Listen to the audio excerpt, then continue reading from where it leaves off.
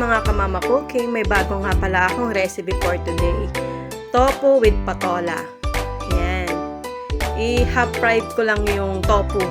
Yung tofu. In-slice ko lang siya ng maninipis.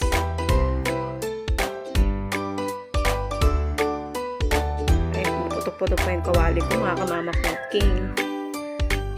Ayan. Inaano ko siya na uminit na yung kawali ko. Ayan, maninipis lang siya na hiwa.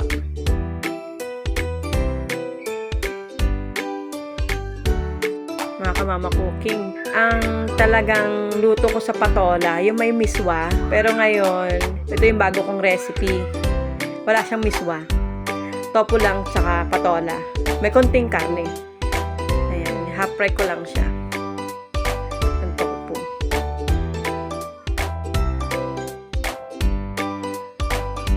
Sobrang nipis kasi ng pagkahiwa ko, kaya parang nahihirapan akong magtanggal ng mga tokwa. Try nyo ito mga kamama cooking. Mura na, masarap pa. Tsaka masustansya pa. Ayan o, hindi siya masyadong pritong-prito.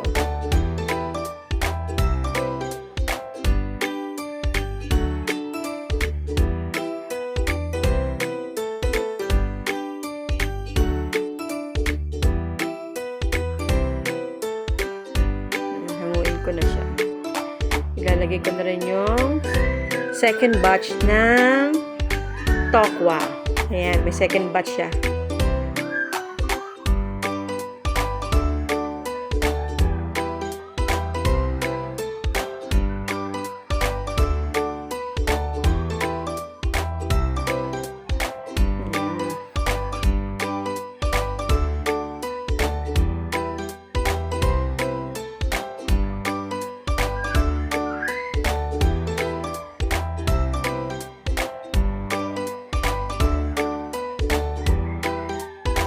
Konti na lang natirang mantika dyan.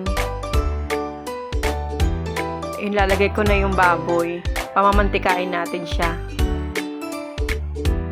Yan ay magiging mantika ng paggigisa ko sa bawang, sibuyas at kamatis. Yan.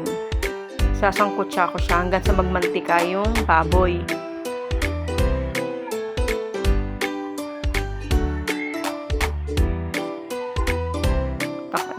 Tinakpan ko yan para magmantika.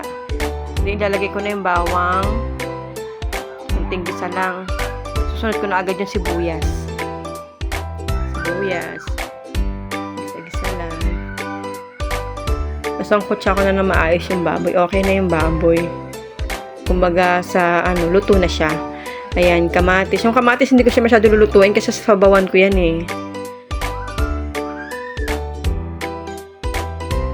Nagalagay na ako ng konting spalaya. Ayun, tsaka paminta.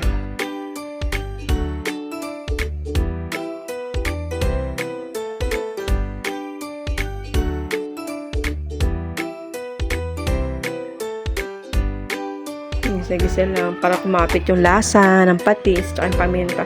Maglalagay nga pala ako ng konting tubig dyan.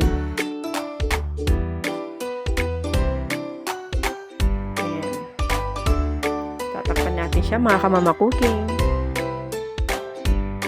Okay, after 3 minutes, ayan na. Nunuyot-nuyot na ang karne tsaka kasama yung gulay na nilagay ko na kamatis, sibuyas, bawang. Nilalagay ko na nga pala yung patola. Ano yan? Cut na parang pang tinola. Ayan. Diba kasi sa pag nagluto ka ng miswa, pabilog yung hiwa, yung slice. Yan naman yung parang siya, pang tinola slice ng patola. Ilalagyan ko na siya ng tubig. Sasabawan ko na siya dyan. Try nyo mga kamama cooking. Masarap na masustansya pa.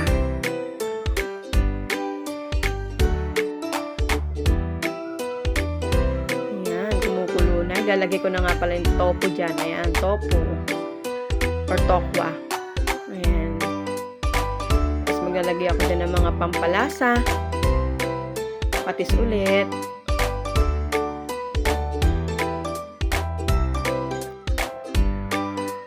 Asin.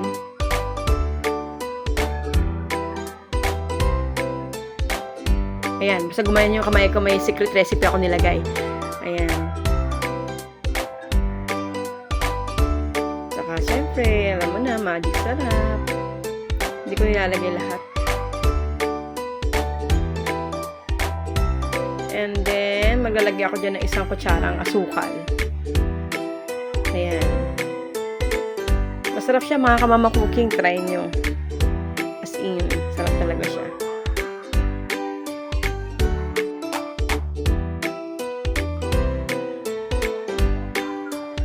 Tinigman ko na siya dyan. Okay na yan. Good na.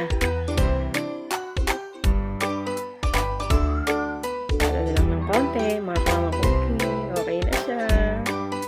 Ito na yung ating patola. Ayan na mga kamama cooking. Patola with tofu. Thank you!